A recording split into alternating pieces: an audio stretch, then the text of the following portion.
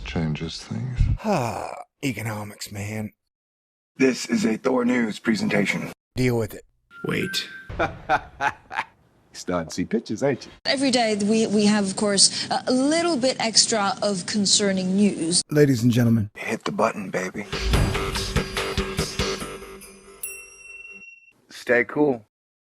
Thor News presents Party Dance Time. Hello, I'm Mr. Money. ladies and gentlemen, hot off the presses, the International Monetary Fund warns of threats to financial stability. This is an IMF survey on the Global Financial Stability Report. Alright, this thing sounds doomy. April 13, 2016. Risks have risen in advanced economies and remain high in emerging markets. Market turmoil reflected setbacks to growth, greater uncertainty, and weaker confidence. Alright, this means the biggest economies are taking the biggest risks. Markets that have just emerged are in danger of getting whack-a-mole back to where they were, and that market turmoil reflected setbacks to growth, greater uncertainty, and weaker confidence. I know last time I checked, markets were like 17,000, 18,000 in the Dow Jones, so there hasn't been too much turmoil in the markets. We even withstood the massive rate hike of 0.25% by the Federal Reserve without a bubble or an economic crash. I was proven wrong. That was neat. I don't mind being wrong, and when I'm wrong, I admit it, and I'm sorry. Alright, weaker confidence. Well, yeah, at the moment, it doesn't appear anybody's steering the ship, and humanity doesn't have a clear path forward other than a giant ball of band-aids which is rolling downhill about to crush society. Alright, back to the bullet points. More balanced, potent policy mix can expand global output by an extra 2%.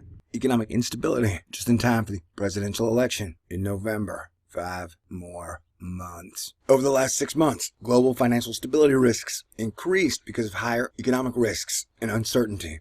Falling commodity prices, oil fell on its face and didn't throw out its hands, and concerns about China's economy, according to the International Monetary Fund's latest Global Financial Stability Report. The bigger the party, the bigger the risks that are taken at party. This is more like a giant after party. You ever been to those things, man? They're debaucherous. People go out of their way to be extra wild after the hours. Alright, whatever. Earlier in the year, financial markets reacted negatively to these developments. Global equities plummeted, volatility rose sharply, talk of recession in advanced economies increased, and bank equity prices came under renewed pressure. These developments reflected increased concerns about the ability of policies to offset the impact of higher economic and political risks. Yeah, it's like, anytime we get a chance to face our problem, we seem to just double down and let it ride on the same old shit. We really need guidance. We need a plan, man. Because if this whole papier-mâché, 1 quadrillion pound gorilla falls over, it's gonna get ugly. The situation in markets appears significantly improved since February, according to the IMF. Following some better news on the economic front, yeah, really, what was that? As well as the intensified policy actions by the European Central Bank. Oh yeah, intensified policy actions by the ECB is definitely good economic news. And a more cautious stance towards raising rates by the Federal Reserve, China has also stepped up efforts to strengthen its policy framework, bolster growth, and stabilize the exchange rate. A key question that this report addresses is whether the turmoil over the past months is now safely behind us, or is it a warning signal that more needs to be done, said Jose Vinales, financial counselor and head of the IMF's Monetary and Capital Markets Department. Alright, we got policies to fix 3 global challenges. The IMF said policymakers need to deliver additional measures to create a more balanced and potent mix of policies to reduce risks and support growth. Because that's what policies always do.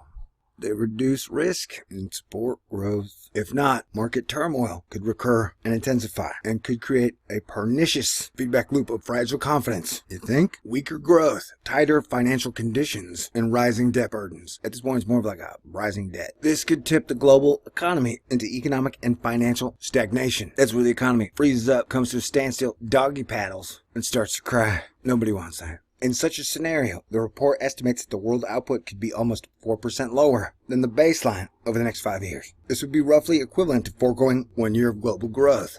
Yeah, that'd be a problem, and technically they need to do like 3% up so they can at least make the interest payment on the compounding debt that we have everywhere. What a genius idea, man. Take debt, package debt, sell debt as a sound investment. Hey dude, would you like to buy negative $100? Sure, how much? Only $85. What a deal. And you don't have to trust me. You can trust a supercomputer who trenched it all out. To avoid this downside scenario, policymakers must tackle a triad of pre-existing global challenges. This is like a big fantasy, science fiction, mythology, action movie. man. And we got Godzillas coming in, Mothras, Draculas, Frankensteins, aliens, killer spiders, angry jellyfish, hipster zombies, undead cheerleaders with hooks for hands, and Common Core. And we now have to band together as a people, figure out how we're going to fix this. And we just have to make a conscious decision that humanity can no longer be at war with itself. We can't afford that no more, man. Oh man, you missed it. I was just making all the wrong noises. Let's get back to this happy-go-lucky story, shall we? To avoid this downside scenario, policymakers must tackle a triad of pre-existing global challenges. Namely, crisis legacy issues still unaddressed in advanced economies. Pensions, social security, student loans, elevated vulnerabilities in emerging markets. You think the people who police Wall Street in America are bad? You should go to any other country, you know what I'm saying? Elevated vulnerabilities in emerging markets. And systemic market liquidity risks, which I think means like, let's say you got $1 quadrillion in the economy and that you need to make it 3 to 7% money every year just to keep up with the compounding interest that's on all the debt worldwide. By tackling these challenges, world output could be as much as 1.7% above the baseline by 2018. First, policymakers in advanced economies need to tackle crisis legacies, particularly banks, as they play a key role in financing the economy. Banks in advanced economies are now safer, according to the IMF. Oh, great. Did you hear that, everybody? Banks are now safer. Before you'd walk in and like the floor would open up and eat you, fall into a pit of snakes and spikes. But now, banks aren't like that. They're way safer. However, they came under significant pressure from financial markets at the start of the year. As the economic outlook, a key question that this report addresses is whether the turmoil over the past month is now safely behind us, or is it a warning signal that more needs to be done, said Jose Vinales. Oh no, dude, the economy, the markets, the banks, corporate payroll, everything's just perfect. No more needs to be done. Isn't that what they say in like an infinite growth economy? You get to some point where you don't have to improve it anymore, and then you just have infinite growth, said Jose Vinales, financial counselor and head of the IMF's Monetary and Capital Markets Department. I believe it is the latter. More needs to be done to secure global stability. Oh, there you go, ladies and gentlemen. We have reached the heart of it. 2016, and they have this down to a science. It's 2016, so they've already busted it down into a science and just made it a process. So hey y'all, more needs to be done to secure global stability. And usually that means more money needs to be added into the system. Policies to fix 3 global challenges. The IMF said policymakers need to deliver additional measures to create a more balanced and potent mix of policies to reduce risks and support growth. If not, market turmoil could recur and intensify and could create a I've read all this, man. To avoid this downside scenario, policymakers must tackle a triad of pre-existing global challenges, namely crisis legacy issues still unaddressed in the advanced economies, such as 401ks, pensions, social security, student loans, elevated vulnerabilities in emerging markets, and systemic market liquidity risks. By tackling these challenges, world output could be as much as 1.7% above the baseline by 2018. Alright, we're going to break down the 3. First, policymakers in advanced economies need to tackle crisis legacies, particularly banks, as they play a key role in financing the economy. Banks in advanced economies are now safer, according to the IMF. However, they came under significant pressure from financial markets at the start of the year, as the economic outlook weakened and became more uncertain. Oh, wow, I had a T to the end. That's cool. But banks also face important structural challenges in adapting to the new post-crisis realities that continue to depress their profitability. Okay. It's clear to me now. Apparently, to increase global stability, we need to make sure the banks make more profit. The report estimates that these banks account for almost 15% of bank assets in advanced economies. In the Euro era, market pressures also highlight long-standing legacy issues. Banks urgently need to tackle elevated non-performing loans using a comprehensive strategy. I think that means put them on the books. And financially baptize them from debt currency. Over time, they'll also need to address overcapacity in some banking sectors. Finally, Europe must complete the banking union and establish a common deposit guarantee scheme. Well, I guess that's just what the people need to boost their confidence. A guarantee. Don't worry about it. Oh, it's just a guarantee. Second, policymakers in emerging markets need to bolster their resilience to global headwinds.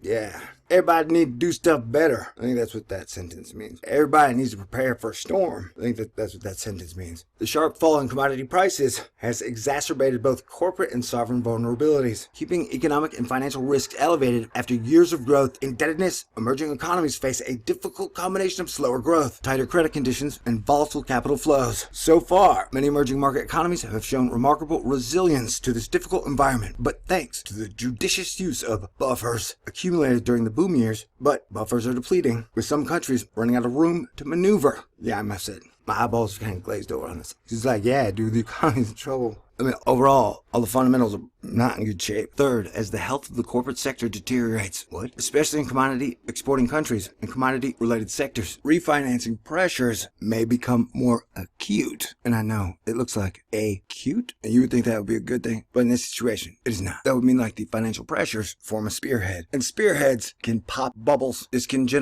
will generate, fixed it for you. This will generate spillovers to the sovereign, as many weaker corporates are state-owned. Bank buffers are generally adequate in many emerging markets, but may be tested by increasing non-performing loans. All right, think of the economy as like a flea market, right? In one section you got your food, and in the other section you have clothing, and the next section you have jewelry, and then you got like musical instruments. And well, in one corner of the economy you have non-performing loans.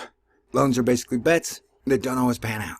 And when you get too many of those things to pile up, the pressure cascades, turns acutely into a spearhead, and pops bubbles. Try to break it down for you.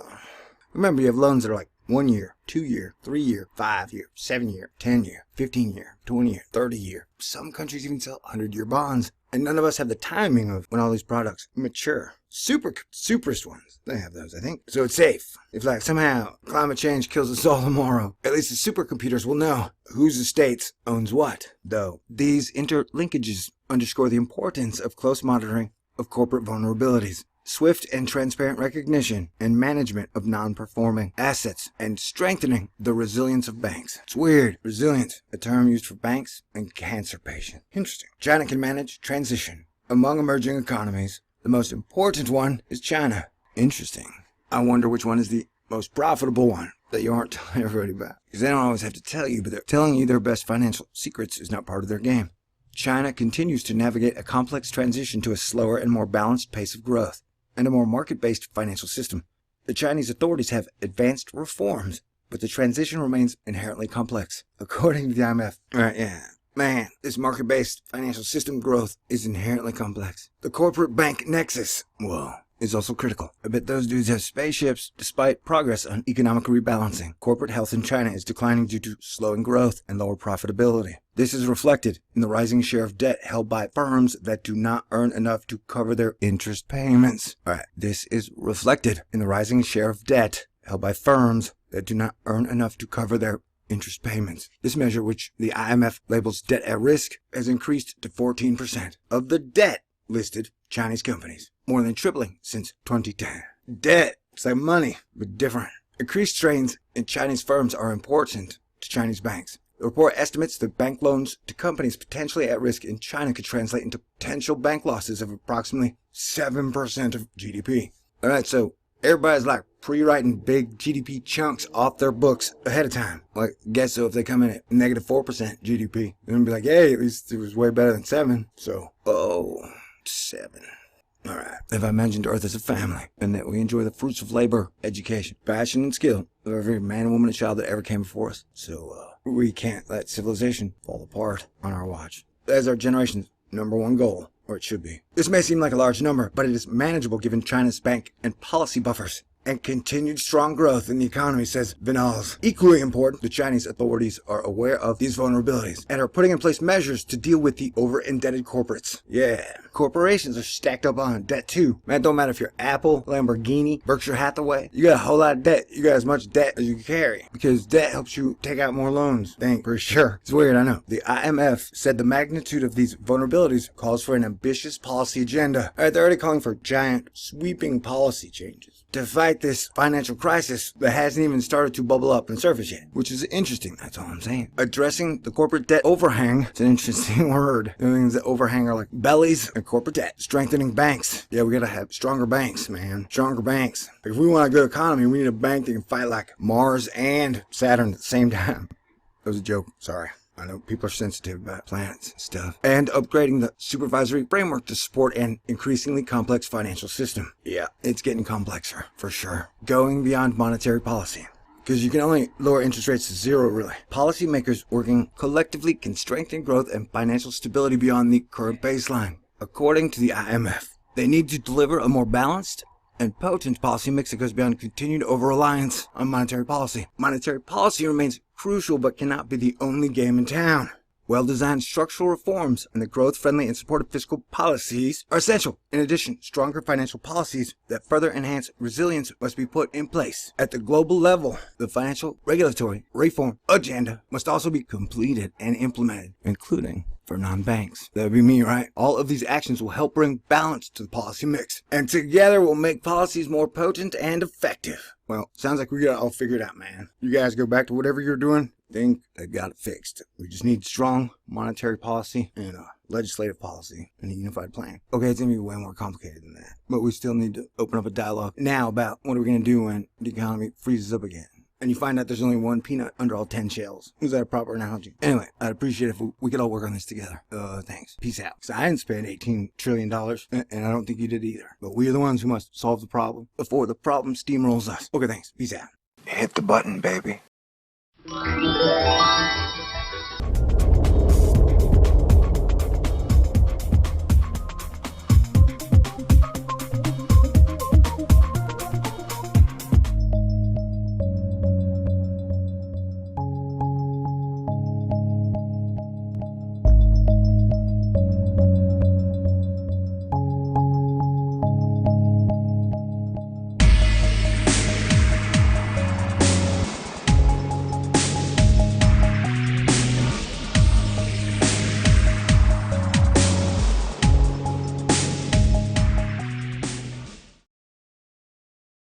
Ladies and gentlemen, this Planet X story is crazier than I am.